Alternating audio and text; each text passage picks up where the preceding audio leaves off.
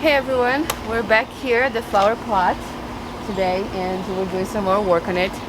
We have already added some mulch to, what are we gonna call it, the pathways? Yeah, the pathways.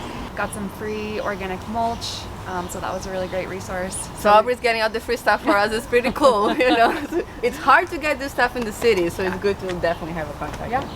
Be able to get this. It was always my struggle this whole time that I garden here. So this is the organic mulch that we added, and right when we are actually making this spot, we lifted the cardboard. Yeah, and it looks like all of the mycelium is already starting to spread. Was really happy after all the rain we just got. Yeah, so the mushroom blocks that we broke it down and put it in there are like coming back Colonizing, to life, colonizing right? it, so that's good. When we were laying down the mulch, we noticed that there were a lot of red wigglers, so that's really exciting. We're really adding to the organic life in there, really increasing the community. The community. Yeah. Of micro and macroorganisms. Yeah. So we have the bacteria and the fungi, and also we're adding these bigger things, which are the worms, and we also saw roly-polies, Yes. which I learned that actually help. Roly-polies, or what's that other name for it? Pill bugs. Pillbugs. Pill bugs. Yeah. That also help to decontaminate the soil, so they are able to metabolize heavy metals, which is a good thing. So now we are all ready to start planting. So follow us. Yeah, here we have the seedling trays of the stuff that we have started. So we're gonna mainly do zinnias in here, and then this one I have here this Queenie lime. So there's about, this is a 38 cell, but not all of them germinated, so I'll say I'll have about maybe 25 or 30. And then Aubrey started the Oklahoma ivory, which we have a lot of it, so that's Yep. pretty cool. And then we have lots of this like coral, and I tend to get a lot of orange and pinks and stuff, so it's gonna be nice to have some lighter blooms in the garden too if we ended up, you know, making bouquets from these in the summer and stuff like that. So we also have that one over here.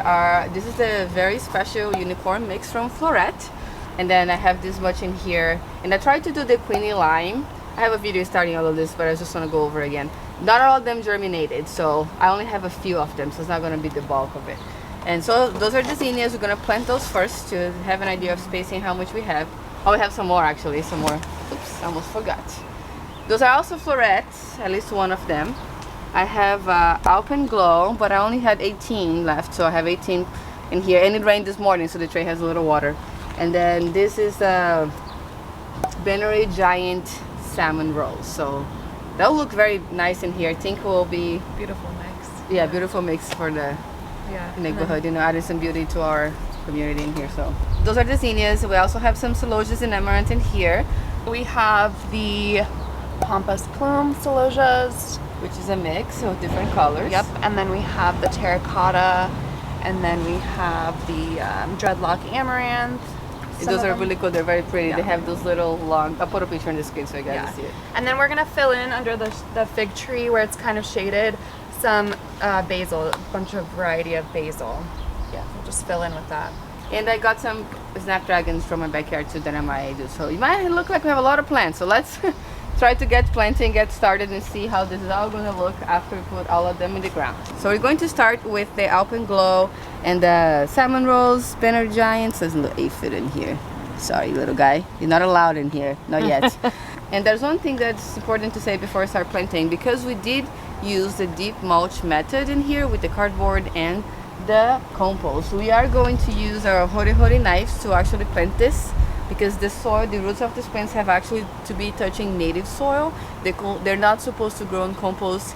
You guys saw, if you've been watching for a while, that I have tried to do that before in the plot and didn't really do well, because I didn't really know that I had to puncture through the cardboard and plant the roots underneath it. So that's going to mostly act as mulch. Obviously, you know, when it rains and we water, all the nutrients going to go in the soil as well, but it's important that you have something for doing that you can actually go through the cardboard and plant the plants underneath it. Otherwise, you're not going to be as successful. All right, so we're going to start with the Benary Giant. We're going to leave about a foot pathway here so that we can walk. And we decided to do an arm's length so that we can... If we are going to harvest, because we're also going to be beautiful flowers, we can actually harvest from both sides. So... And then the spacing that we're going to be doing between the zinnias is 9 inches. Yes. The cool thing about the hori-hori knife also, it has a ruler on it, and I use it all the time. So I like to, you know, just, so that's 6 inches, and then I put a little finger here, and I put 3, so that would be 9 inches from that space. Or, so I gotta figure this out, because I think if we do 2, it's okay if it comes over a little bit, because we have space over the mold. So let's maybe 6 inches from here, and then 9 inches in between. So Look how good that goes through.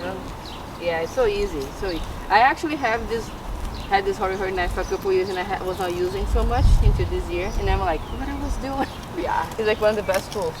So it's pointy, sharp, so it's easy to grow through the cardboard. The cardboard's also wet, which is really good. I think I might do this. So then, what I like to do, I don't know if that's how you plant, but I like to, when I'm puncturing, I sort of lay my seedlings on top of it, because I like to kind of have a visual. Yeah. Even if I'm not going to plant them right away, I like to kind of, this is the banner giant. Yeah. So I'll just do that, and then in between them, will also be 9 inches. So I have 3 inches. So here, there you go. And banner giants are supposed to also be kind of resistant to powdery mildew, which is a bit of a problem for us here. But I'm trying to see if we keep those guys healthy, if they will be able to stand it off better. Okay. So eventually in a couple of weeks, we're going to come in and top the zinnias so that they branch out and get a little bushier than taller. So we're going to do that after they've established. Yeah, they'll give us more flowers that way too. And that helps them to not get so top heavy and sort of fall, because we're probably not going to put any support at the moment. So if they're a little bushier, they'll also kind of stay, you know. How deep do we want to go? I think that's perfect. Good. When you're planting, you really want to loosen up those roots a little bit so they don't become root bound. So we're just giving it a nice little tickle. Yeah.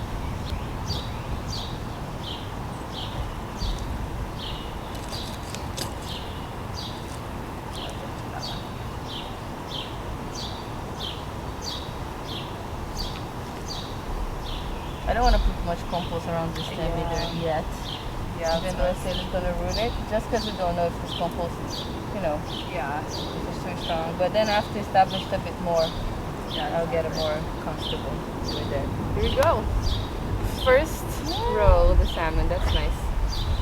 And I'm super excited for the Alpen Glow. These next ones we're going to plant, because the floretinas are so beautiful.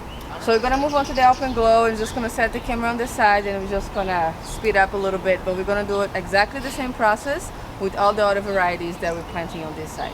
So it's going to be Alpen Glow, and then the Queenies, and we'll see how much space we have left after that.